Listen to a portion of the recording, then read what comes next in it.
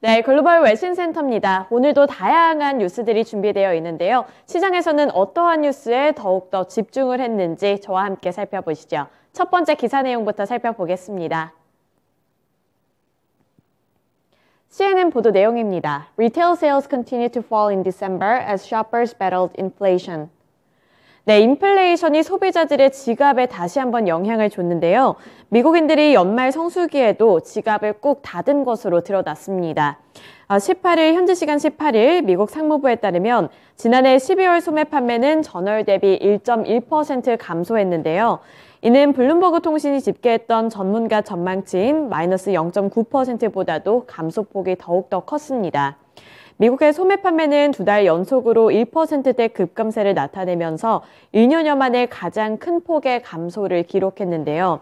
11월 소매 판매는 당초 0.6% 감소한 것으로 발표됐지만 이날 1% 감소로 하향 조정된 겁니다. 시장은 이를 어떻게 해석하고 있는지 주요 코멘트 통해서 평가도 함께 살펴보겠습니다. 전체적으로 2022년 최종 소매 판매 보고서는 전통적인 11월 말과 12월에 비해 10월까지 깊어진 연휴 시즌이 조용히 마무리되었음을 보여준다고 평가했습니다. 모닝 컨설턴트의 애널리스트인 카일라 브루는 10월이 2022년의 마지막 강한 소매 판매의 달이었다며 이것이 휴가 시즌으로 향하는 모멘텀으로 작용할 것으로 생각했다고 밝혔는데요. 다만 실제로는 11월과 12월에 발생할 수 있었던 소비 지출을 미리 선반영한 것으로 파악한다고 덧붙였습니다. 그러니까 원래는 홀리데이 시즌이 11월과 12월이 전통적인 홀리데이 시즌으로 여겨지고 있었는데요. 다만 이게 앞당겨져서 10월부터 소매 판매가 이뤄진 것으로 파악을 했습니다. 여기서 10월이 스타트를 잘 끊고 11월과 12월까지도 이런 견조한 소비가 이어질 것으로 예상을 했지만 이런 전문가들의 예상과는 다르게 11월과 12월에는 부진한 흐름이 나타났다는 건데요. 결국에는 11월, 12월에 일어날 소매 판매가 모두 다 10월에 다 몰려 있었다는 것을 집중을 했습니다. 또 다른 주요 외신들은 연말까지 이어진 쇼핑 대목에도 불구하고 미국의 소비자들은 여전히 높은 인플레이션과 금리 인상의 여파로 자동차를 비롯한 상품에 대한 지출을 줄인 것이라고 분석했습니다.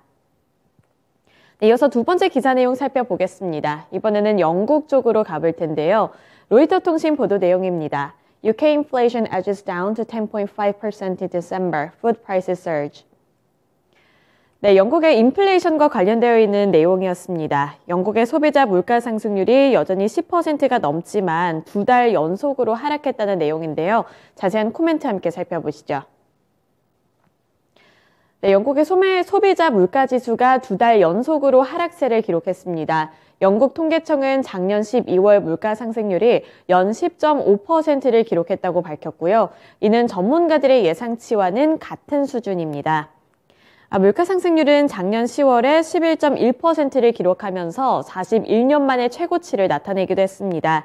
11월에는 10.7%를 기록하면서 하락세를 나타냈는데 이렇게 두 달 연속으로 하락하고 있다는 점을 시장은 긍정적으로 평가했습니다.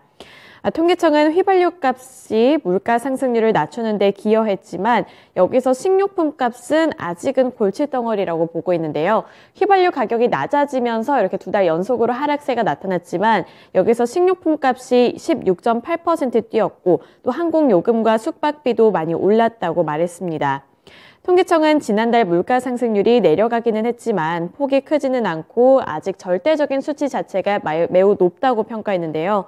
품목 전반의 가격이 많이 오르는 점은 유의해야 한다고 말했습니다. 변동폭이 큰 에너지와 식료품 가격을 제외했던 근원 물가 상승률은 6.3%로 전월과 같았는데요. 두 달 연속으로 하락하고 있다는 점은 긍정적이지만 세부적으로 뜯어봤을 때는 휘발유 가격이 내려가서 이렇게 두 달 연속으로 하락세를 나타낸 것이었고 식료품 가격은 아직 큰 폭으로 뛰어 올랐다는 점 그리고 절대적인 수치가 아직까지는 높다는 점은 우려스럽게 봤습니다. 또 주요 외신들은 뱅크 오브 잉글랜드, 그러니까 영란은행이 물가를 잡기 위해 다음 달 2일 기준금리를 연 4%로 0.5%포인트 올릴 것으로 내다보고 있습니다. 물가 상승률이 올해 1분기에 10% 이상 유지하다가 중반부터 급락할 것으로 예상한다는 영란은행의 입장까지 살펴볼 수 있었습니다. 네, 넘어가서 다음 기사 내용 살펴보시죠. 중국과 관련되어 있는 호재 소식입니다. 로이터 통신 보도 내용이고요. Tencent NetEase shares rise as China gaming crackdown eases. 네, 중국과 게임 판호와 관련되어 있는 소식입니다. 중국 정부가 게임에 대한 판호, 즉 서비스 허가를 다시 발급하기 시작했습니다. 이런 소식이 전해져 오면서 글로벌적으로 업계에 대한 기대감이 더 높아지고 있다는 외신 보도가 이어졌는데요. 로이터 통신에 따르면 중국 국가신문 출판사는 88종의 중국산 온라인 게임 서비스를 허가했다고 밝혔습니다. 여기에는 그간 당국의 고강도 규제 압박에 시달렸었던 텐센트 그리고 네티즈 등 주요 게임사들의 게임이 다소 포함이 됐는데요. 이에 따라서 시장에서는 텐센트의 주가 그리고 네티즈의 주가 역시 급등을 했습니다. 다음 코멘트 통해서 평가와 함께 어떠한 해석이 나왔는지 살펴보겠습니다. 로이터 통신은 이러한 조치에 대해서 88개 온라인 게임의 퍼블리싱 라이선스가 부여된 것은 2021년 8월에 시작된 중국의 규제 단속이 끝나간다는 최근 신호라고 볼 수 있다고 평가했는데요. 앞서 중국 정부는 지난달에도 1년 반 만에 외국산 게임에 대한 판호 발급을 재개한 바 있고요. 또 여기에는 넥슨 등 한국 게임 7종도 포함된 바 있습니다. 따라서 국내 게임 업체 쪽으로도 호재 소식으로 작용할 가능성이 높다는 평가도 볼 수 있었고요. 그리고 앞서 살펴볼 수 있었다시피 이 로이터 통신 및 외신 보도에 따르면 이제는 정말 중국 당국이 규제를 했던 것을 점차 빗장을 푸는 신호라고 해석할 수 있다고 평가했습니다. 네, 마지막 기사 내용 살펴보겠습니다. 이번에는 청정 에너지와 관련되어 있는 소식인데요. CNBC 보도 내용입니다.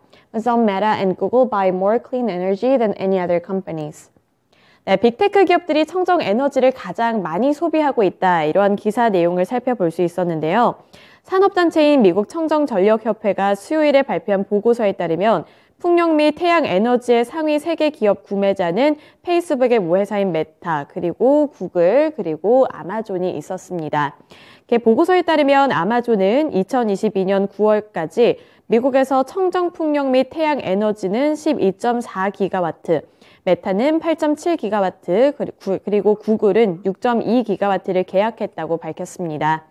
이 조달 총액은 이 회사들이 지난 10년 동안 풍력과 태양광 발전을 구입한다고 발표한 이후의 것으로 볼 수 있는데요. 기술 부문은 청정 전력 구매에서 확실히 다른 산업을 능가하고 있고 또 모든 산업에서 증가하고 있다는 점에 초점을 맞췄습니다.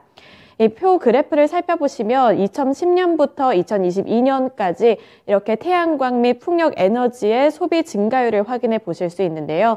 대폭 올라가고 있는 모습을 보이고 있고요. 2018년부터는 급격하게 증가하고 있다는 점에 초점을 맞췄습니다. 그리고 전반적인 산업을 봤을 때에도 모든 산업에서 이렇게 청정 에너지를 소비하는 것이 높아지고 있지만 그중에서도 이런 빅테크 기업들의 소비량이 많아지고 있다는 점을 외신들은 조명했습니다. 네, 이렇게 4가지 기사 내용 함께 살펴봤고요. 지금까지 글로벌 외신센터였습니다.